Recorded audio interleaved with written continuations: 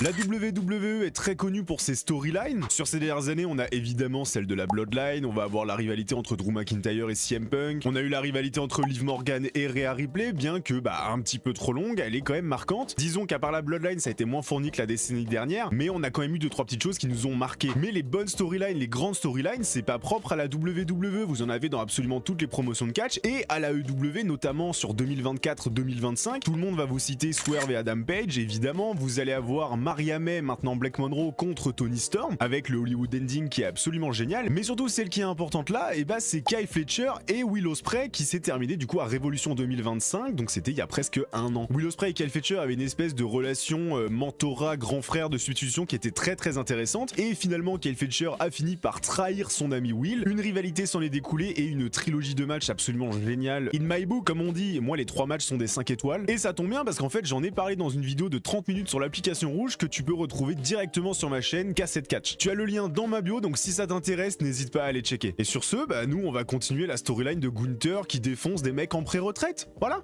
hein, c'est parti, voilà.